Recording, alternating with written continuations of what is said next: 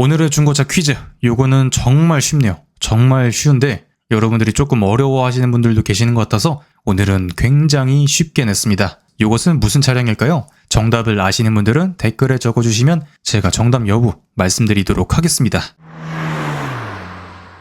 안녕하세요, 수건도둑입니다. 오늘도 구독자분 중고차 추천 한번 간략히 알아볼 텐데요. 여러분들도 이렇게 간략히 추천을 원하신다면 1번 차량 구매 예산, 2번 차량 사용 용도, 여기 용도에는 한 달에 대략 몇 킬로 정도 타는지도 간략히 적어주시면 좋고요. 3번 월 가용 예산은 내가 차에다가 한 달에 쓸 수 있는 비용, 자동차세, 보험료, 기름값, 경정비 비용 다 해서 실제로 쓸 수 있는 비용. 4번 디자인은 SUV, 세단, 외건, 해치백, 기타 등등. 5번 색상이나 선호 옵션 이렇게 적어주시면 제가 메일이 온 순서대로 만들고 있으나 제가 만드는 속도보다 메일이 오는 게 훨씬 많기 때문에 최소 6개월 이상의 대기가 있을 것 같다. 그냥 까먹고 나서 한참 있다가 올라간다. 그 정도로 보시면 좋을 것 같고요. 오늘 구독자님은 이제는 단종됐지만 가장 마지막에 판매되었던 더 넥스트 스파크를 중고로 구매해서 4년 정도 타고 있는데 현재 10만 킬로 넘게 타서 차를 바꾸려고 고민 중입니다.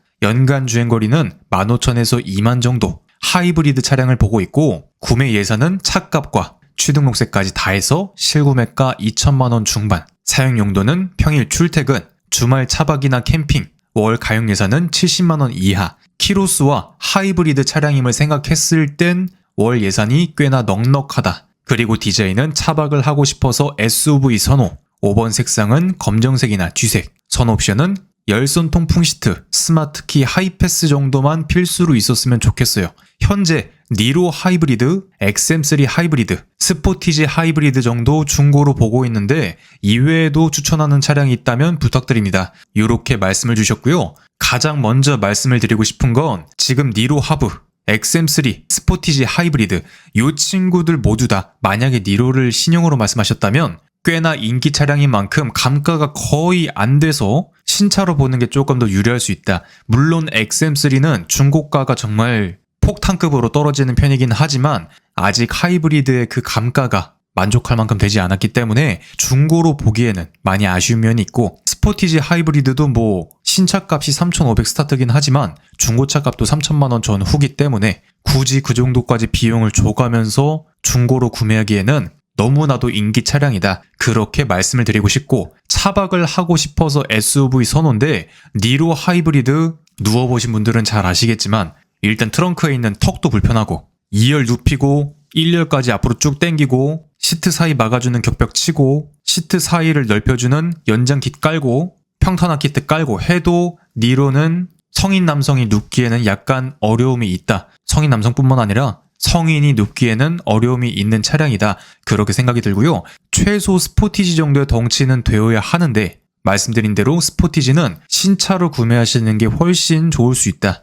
물론 대기기간이 정말 안타까울 정도로 길지만 취소 차량을 노리시면 운 좋으면 한 달, 2달 안에도 받으시니까. 물론 지금 스포티지 하이브리드는 페이스리프트를 앞두고 있기 때문에 페이스리프트를 하고 나면 가격이 그래도 10% 이상은 확 빠지기 때문에 그때를 노려보셔도 좋을 것 같고 요 정도 예산이면 일단 차값을 맥시멈 한 2,300 전후로 봐야 되는데 그 가격대에서 차박이 괜찮은 하이브리드 SUV는 사실상 조금 어렵다 보시면 되고요. 예산을 높이시거나 스포티지 하이브리드를 신차로 가는 게 좋을 것 같다. 그러니까 여기 중에서 한두 가지를 포기하셔야 되는데 예산을 확 늘리는 건 어려울 듯하니 하이브리드 차량을 포기하면 그래도 선택지가 확 넓어지니까 차박하기 괜찮은 실구매가 2천만 원 중반대 옵션 적당히 들어간 SUV 한 대만 간략히 알아보도록 하죠.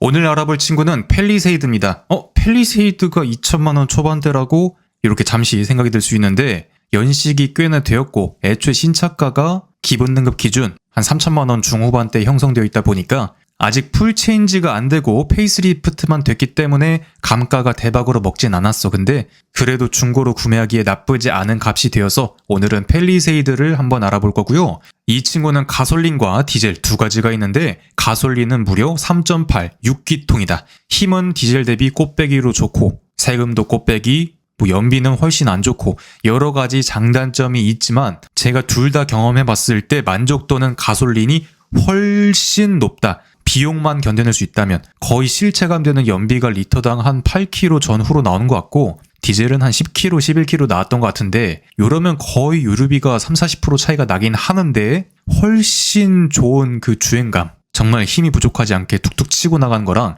6기통만의 그 부드러움, 제가 평소에 다른 영상이었다면 그냥 디젤을 권장드렸겠지만 오늘 구독자님은 예산이 조금 넉넉해서 가솔린으로 봐도 나쁘지 않겠다 생각이 들었고요. 등급은 크게 기본 등급 익스클루시브에다가 뭐 LED 헤드램프, 20인치 휠, 기타 인기 옵션들만 담은 사실상 최소 권장 사양이었던 중간 등급 프레스티지에다가 그 SUV들 보면 휠아치랑 막 밑 도 하단에 플라스틱 들어가 있잖아요. 그거를 전부 다 도장으로 바꿔준 캘리그래피 등급, 뭐 내장재도 나파 가죽으로 훨씬 업그레이드가 되었고 그 윗등급 VIP는 뭐 윗등급이라 하긴 그런데 2열에 조금 더 리무진 패키지가 적용되지만 당시 신차값이 한 500만 원인가 더 비싸졌던 걸로 기억하는데 500만 원에 준하는 그런 알맹이는 없었기 때문에 인기는 제일 없었다. 솔직히 말하자면 캘리그래피가 신차가 대비 감가는 제일 많이 됐어. 만약에 내가 3천만 원 초중반의 예산을 갖고 있다면 키로수 낮은 캘리그래피 나쁘지 않다. 하지만 오늘 예산은 2천만 원 초중반대니까 익스클루시브 프레스티지 두 개 다 한번 감안해서 알아볼 텐데 아마 프레스티지는 2,500 이상을 차값을 줘야 되니까 오늘 구독자님의 실구매가 가능한 건 아마 익스클루시브일 것이다.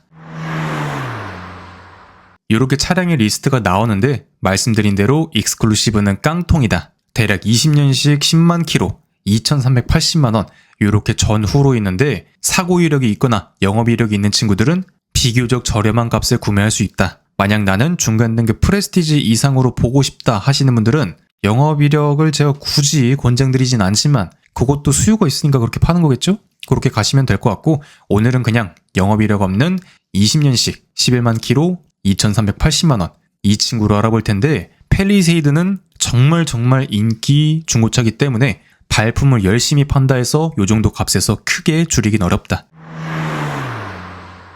일단 차는 이렇게 생겼는데 여러분들이 너무나도 잘 아시는 그런 공룡같이 생긴 친구. 저도 팰리세이드 나왔을 때 딱 이 깜장색에다가 디젤에다가 익스클루시브 등급 거의 깡통으로 살라 했었는데 안타깝게도 무산이 되었었던 그런 기억이 있는데 이 친구는 옵션이 들어가지 않아서 노란색 전구형 헤드램프가 들어간다. 2발이 있으면 전구형, 3발이 있으면 LED라 보시면 되고 요거는 나중에 교체하셔도 되는데 요즘엔 중고 부속이 꽤나 많이 나오긴 하지만 약간의 배선 개조는 해줘야 된다. 뭐 DJ는 여러분들도 너무나도 잘 아실 테니까 굳이 크게 언급하진 않고 뒷모습은 페이스리프트한 현재 판매되고 있는 팰리세이드와 거의 차이가 없기 때문에 팰리세이드가 한 내년쯤에 풀체인지 한다 치면 그때 가서 사면 감가가 훨씬 많이 되었겠지만 그 전까지는 어느 정도는 그래도 준 신차의 맛은 볼 수 있다. 그리고 이것도 옵션이 빠져서 18인치가 들어가 있는데 내가 디자인을 조금만 타협할 수 있다면 승차감이나 연비 부분에서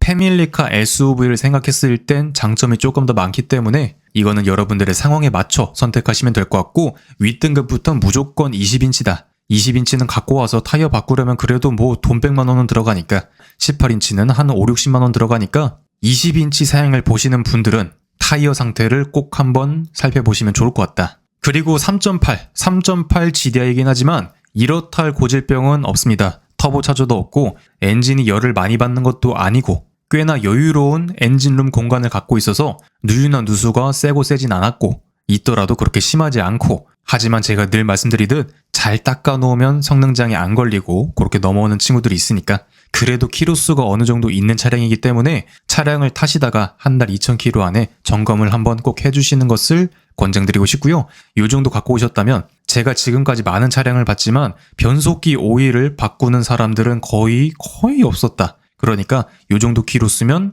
갖고 와서 변속기 오일은 한번 바꿔주는 게 좋을 것 같다. 점화 플러그 이런 것도 봐주면 좋은데 그냥 그 자동차 설명서 맨 뒤에 언제 뭐 바꿔라 이렇게 적혀 있거든요. 그것보다만 살짝만 빠르게 교체해 주시면 문제는 없는 엔진, 8단 변속기이기 때문에 기본적인 소모품만 관리해주면 적어도 내가 뭐 한 3, 4년 타다가 되팔 때까지는 거의 문제는 없을 친구다. 이렇다 할 고질병도 크게는 없다. 가솔린은.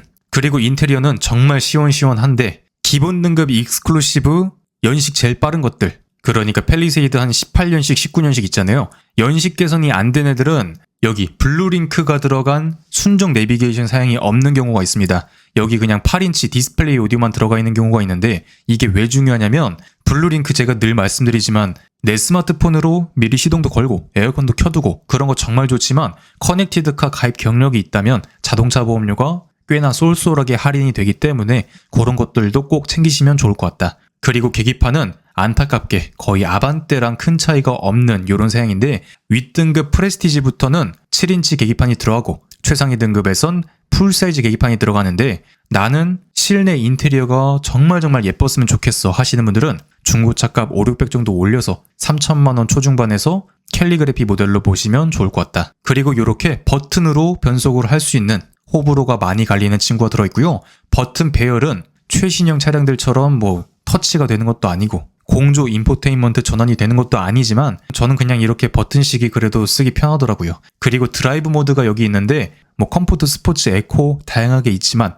거의 무늬만 있다. 핸들의 무게가 살짝 가벼워졌다 무거워졌다, 악셀이 가벼워졌다 무거워졌다, 딱 그 정도. 그리고 한국인들에겐 브레이크 페달보다 더 중요한 통풍 시트가 1열의 기본으로 제가 요 정도 연식, 요 정도급 현대기아 차량들이 그래도 많이 좋아졌다고 느끼는 게 차값이 많이 오르긴 했는데 요런 재질도 많이 좋아져서 실제로 타고 다닐 때 요런 데에서 만족도가 꽤 큰 편이다. 그리고 패밀리카다 보니까 아무래도 시트 컨디션이 약간 아쉬울 때가 많습니다. 근데 이 친구는 약간의 구겨짐도 없고 운전석도 키로수가 10만인데 약간도 안 구겨졌네? 물론 직접 가서 봐야지 알겠지만 내장재는 나쁘지 않은 정도. 2열도 마찬가지로 큰 사용감은 없는데 팰리세이드라서 이렇게 2열 공조도 다룰 수 있는 기능이 들어가 있다. 만약에 3열이 필요하신 분들은 7인승 옵션이 들어간 친구들을 보시면 되고요. 그리고 핸들은 요 당시 산타페나 투싼 너도 나도 다 쓰던 디자인인데 이 친구는 아쉽게도 어댑티브 크루즈가 빠진 모델이네요. 그러니까 후측 방경보나 스마트 크루즈 컨트롤 패키지가 들어간 그런 차량들이 이제 고속주행할 때나 시내주행할 때나 굉장히 편리한데 아무래도 인기 옵션이다 보니까 옵션 값이 중고차 값이 높고 제가 신차 영상에서 늘 설명드리지만 옵션 뺀다 해서 가격을 아끼는 게 아닌 그런 옵션들이 있다. 스마트 크루즈가 들어간 패키지, 순정 내비게이션이 들어간 패키지, 스마트 키가 들어간 거, 통풍 시트가 들어간 패키지 이런 것들은 정말 중고로 되팔 때도 인기가 많기 때문에 신차로 구매하시는 분들도 살펴보시면 좋을 것 같다. 물론 팰리세이드의 급이 있기 때문에 차선 이탈 경고, 보조 이 정도까지는 기본으로 들어가고요. 그리고 이 친구는 어라운드 모니터, 차량 주변을 360도로 보여주는 카메라는 없는 친구인데 마찬가지로 상위 등급에서 추가 옵션이 들어간 차량들을 보시면 그러한 옵션도 선택할 수 있다. 센터는 시원시원하게 이렇게 구성이 되어 있는데 마찬가지로 팰리세이드급이 있다 보니까 이런 버튼들도 부분 불쌍한 플라스틱이긴 하지만 알루미늄도 적극적으로 사용이 되었다. 그리고 말씀드린